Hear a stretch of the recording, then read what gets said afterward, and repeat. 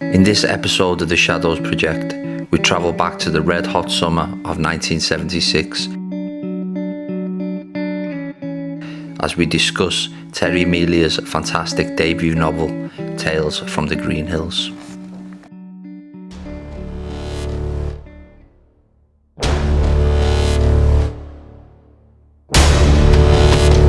So if you just take us through the story. Yeah. Just from, Yeah, it starts, well, I think the subheading, Tales from the Greenhills, Tommy Dwyer, 2 weeks in the summer of 76. Mm-hmm. Basically, it's a snapshot of Tommy Dwyer, his life during the heatwave summer of 1976. At the beginning of the book, there's a bit of a prologue set in Broad Green Hospital where 20, 30 teenagers are getting treatments. They're being battered, beaten up, stabbed, some of them burnt. Mm-hmm. And there's one particular character who's lying in a coma.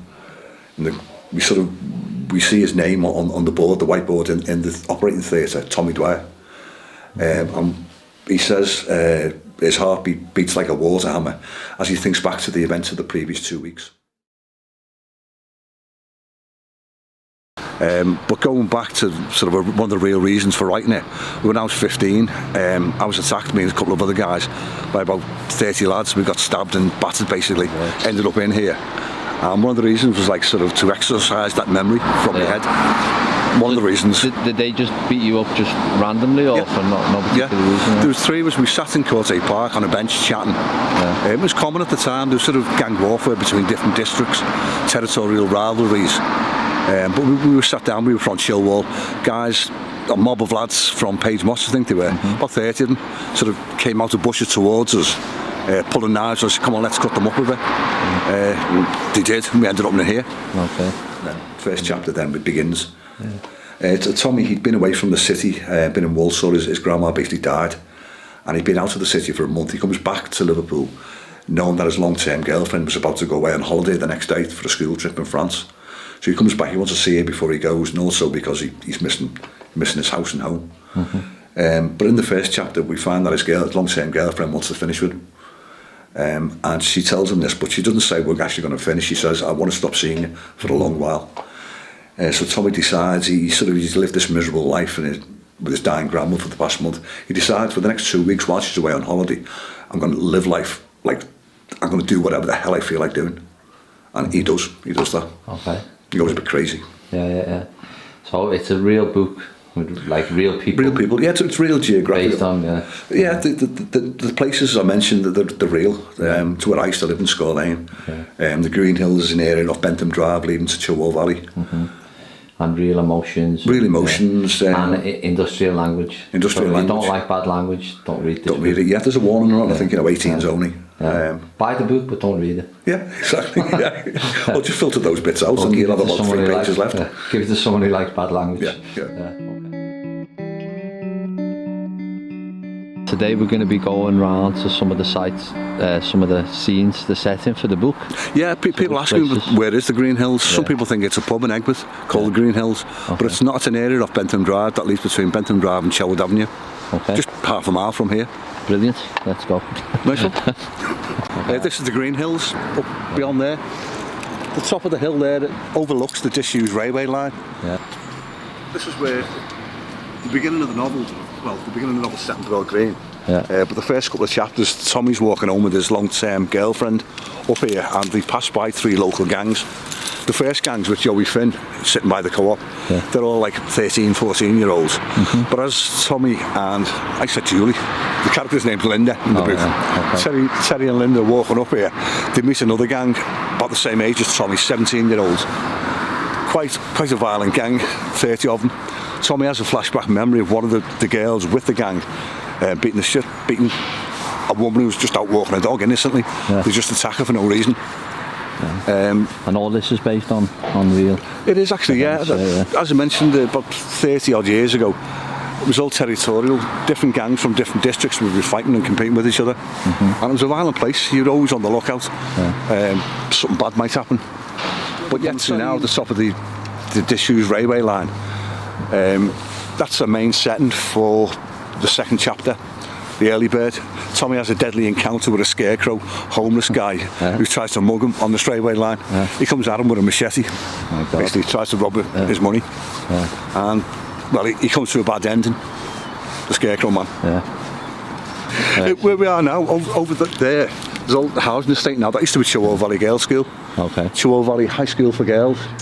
That's where a lot of the novelists set as well. Tommy, along with other guys, basically they break into the school there. They rob stuff so they can sell. So we can go to the pictures and do things. So this is the house where the novel's set, Yeah, Score Lane. It's where Tommy Dwyer and his family lived in 1976. Probably about 30% of the book is set in this house here. Okay. What's the name Tommy Dwyer from? It's just, there's an old, like a poem, like a kid's saying. Tommy Dwyer peed on the fire was too hot so we peed on the pot was too round so we peed on the ground was too flat so we peed on his hat. And it's just like that. Yeah, and I like the name Tommy. I was going to call the character Tommy, and it's just Tommy Dwyer, peed on the fire. Liverpool in the 70s in general, like in the 80s it was a bit, everyone was on the dole. The 70s was the same. I think probably more so, especially in Liverpool. With joining the European Union, Liverpool's on the wrong side of the country basically. For exports to Europe, we were the main trading partner. That's one of the reasons of the decline in Liverpool. And then with that, the violence and things. People don't see much hope for themselves of getting a job and things. They just, I don't know, go a bit, do whatever the hell they want to do. I think there's humour in it as well. It's got like a sort of deadly theme about it, about drugs and things, but there's a lot of humour in it. It's sort of like Boys from the Black Stuff type of dry humour, black humour. What's that for people who don't know? Oh, Boys from the Black Stuff, it's a brilliant television series by Alan Bleasdale. It was groundbreaking, I think, in the 1980s. It showed working class people and the effects of the economy on working class people. We're trying to do a bit of work on the side maybe. But it just showed the devastation that places like the Northwest. You worked as a film extra. On the back of the book there's a picture of you next to a younger Daniel Day-Lewis. Maybe hard to say, I need to blow up the picture a little bit. But back in the 80s I worked at Liverpool City Council, and one day we were in the job centre, mate of mine, and we heard someone saying, the filming starts on Saturday morning, you have to be there at 5 o'clock. So we sort of went over and asked what it was about. And basically Liverpool's taken off as one of the film centres in the UK outside of London. They can use films in Liverpool can be made that can be based in New York. The film I was in with Danny Day-Lewis is the name of the father. He's one of the Guildford Four who were wrongly convicted of an IRA bombing. Basically it follows his release basically, and it's a great film. It is a good film. I always do that, like I'm an innocent man. My father is an innocent man. Do you know what? It's cut out of the film, but he's coming down the steps of the museum. It's supposed to be the courthouse, Danny Day-Lewis. And the director. Which museum? Liverpool Museum in the Town Centre. I know that there's 3 museums now, but I think it's called the Liverpool Museum. But that was in the film, the courthouse where he comes out. He's just got his freedom. And the director, I was working as a policeman, as an extra, and the director said to me, stand in front of him, don't let him get past you. As Danny Day-Lewis was coming down the steps, so I ran over, put my arms out like that to stop him. And he said, out of my way, I'm a free man. Like that, pushing me out the way. But it was cut out the film. Because I was telling everyone I was the star, me and Danny Day-Lewis are starring in this film, and they cut my bit out of it. Now the truth is out there. Okay, that's great.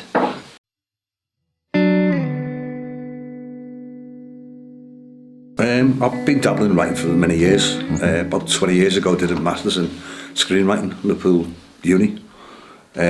Always stopped and started projects. But with my daughter about 4 years ago, my 2 grandsons basically lived with us weekends. We minded them all weekend. Since they were born, a pair of them. When she decided to move to New Zealand, to Queenstown, we thought there was going to be a massive big void at the weekends. And we can either get seriously depressed and just cheesed off, or I can do something positive. So I decided I'm going to fill my time by writing.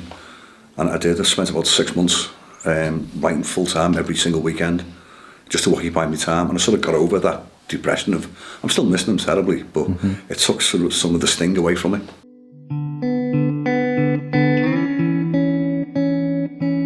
So you said you like writing dialogue more? Yeah, I found it easy. Many years ago, I had to go at writing radio scripts for the BBC.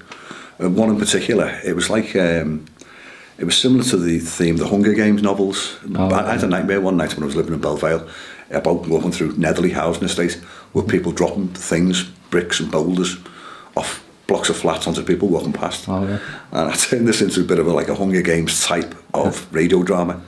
I sent it to the BBC and I didn't hear anything for about 2 years. I kept writing back saying, where is it?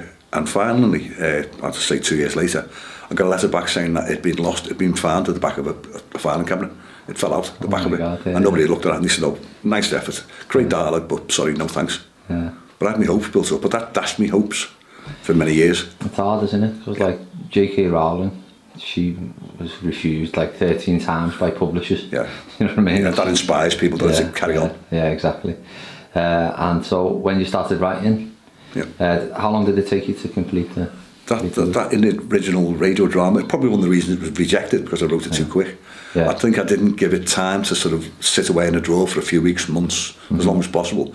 I think I just wrote it very quickly, probably didn't edit it that much, and then sent it off fresh to the BBC. If I'd have spent more time, or someone from the BBC might have encouraged me and saying, they did say it was good dialogue. If they'd have said, you know, great effort, but do this, do that, change it, edit it and send it back, I might have had more encouragement.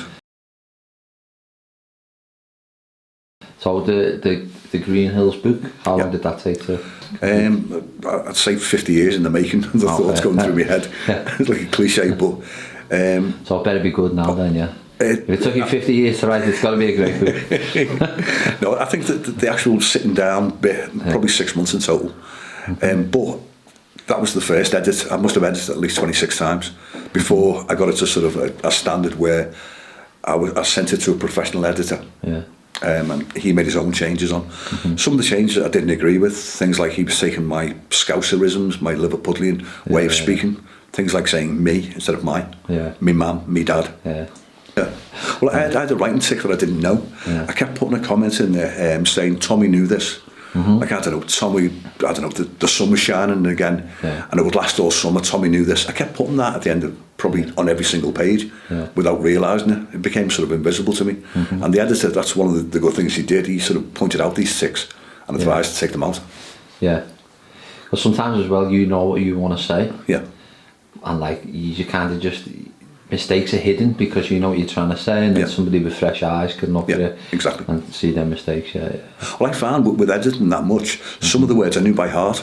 Instead of reading the word, my mind would sort of skip past a paragraph, and I'd miss out, you know, an obvious word. I'd miss out the, or you know, a main word that I'd become blind to. Exactly. So when you completed it, you sent it to a publisher's? Or? Cinema Press. They run an annual competition for the debut novel of the year.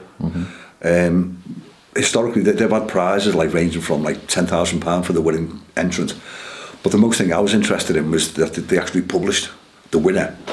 And for the previous few years before I sent mine, they'd always published the 3 other finalists. But my novel was voted in the final 3. But because of cutbacks, because they were a small publisher, they were a non-profit making publishing house, focusing mainly on poetry. They said they weren't going to publish. But what they did offer was a year's mentorship, which obviously with the price for them to do a professional edit on my book. And I sort of had this extra incentive for that, because they also published most of the works that went through their mentor scheme. So you got benefits from it, but also... A bit of heartbreak as well. That was a bit of a knockback when they decided not to publish. So good job, and obviously it must have had some quality because it was in the final, and this was an international competition. So that did give me encouragement, but knocked me back at the same time. It's a scarecrow.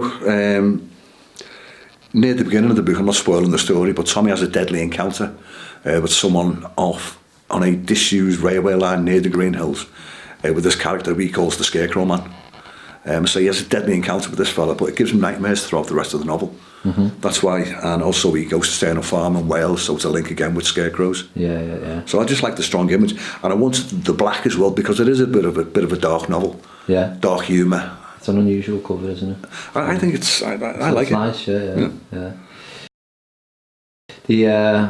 so we touched on that before about the ghosts. And sort of like things haunting you. Would you like to write more stories like that, like Yeah, Tom Slemon or something style? Yeah, I've read loads of his stuff. Yeah. He's brilliant. But I think I've always been interested in ghostly type of stories, and I was sort of pulled towards making a ghostly theme on this novel. I touch on a couple of sort of bit spooky moments, but I think it's with the family, mum and dad. I think they were sort of believers in spirits and things like that. And that there's death involved throughout the novel. Tommy's his grandparents died probably 6 months before the novel begins, so there's memories of death and knowledge of death around. Okay, throughout. Yeah. So have you started writing anything new? Or? I've stopped and started. This I put on the cover, the back cover, that it's part one of a trilogy. Yeah. I've started writing a prequel and also a sort of sequel to this one. Yeah. But I've stopped. I keep stopping and starting. Yeah. I think what I'm waiting for is, I've got the audio book that's due out in about a week's time. Yeah. I'm hoping to get some kind of success with that to give me the encouragement or the impetus to sit and write. I'll put the link below. Thanks for that. Yeah. Well, this room as well, it looks like a bit of an office, but we lived in Broad Lane, about a mile from here, and I had like a little room, a sort of self-enclosed room, which was better for writing. Yeah. I could just put sticky notes all over the wall, and I could be totally sort of enclosed and sort of hidden away, if you like, and I felt more comfortable. A person reading this book, not from Liverpool. Yeah. Is it a good book to introduce people to Liverpool culture? Yeah, I think so. I think that there's violence in there and there's industrial language, but I think it was common to all areas of the UK in the 1970s. It wasn't just Liverpool who had sort of local gang rivalries and turf wars and territorial wars. I think it was common. Does it show like the nice side? People in the city? Or? It shows... I'm trying to think. I'm struggling actually to think of what... Like the language they use? So they like the idiosyncrasies of, like, you know, people from the city, or I don't know. No, it's a hard question. It's a good question. I can't think of the good side. I think I'll give you the hard question because you said I look better than the camera. Sorry about that. It's always better than real life. I said, fuck you, I'll give you the hard question. No, I've never thought of that. People who were younger won't remember the summer of '76, but it meant a lot. I think up until last year, it was the biggest, the longest summer ever on record. The hottest since history began with the records. So it's a good book about like being young. Yeah, it's a coming of age story. There's a German word which I can never pronounce, like Bildenbergen or something like that, where it means someone going through the trials and tribulations of becoming an adult. And Tommy's at that stage now where he's in between one foot is a teenager and another foot is an adult. Yeah. The Tales from the Greenhills is a great coming of age story. It's exciting, it's funny in parts, very interesting, and takes you to a different time and place. It's got the book's got lots of heart, lots of wit, and it was very nice meeting Terry and his family, and I think it'll be very successful with the right promotion and marketing. Great book. We might do a bit more, but very nice to speak to you. Yeah, very nice to speak to you. I'll put the links underneath for the book, and the audio book's out next week. Yeah, it is. Yeah. Buy for Valentine's Day. Yeah. Should all be ready. All the women out there can buy the book for Valentine's Day. For the boyfriend. Oh yeah, that's a brilliant gift. Yeah. Not just for Christmas. Yeah. Thanks, Tim. Thank you. Yeah.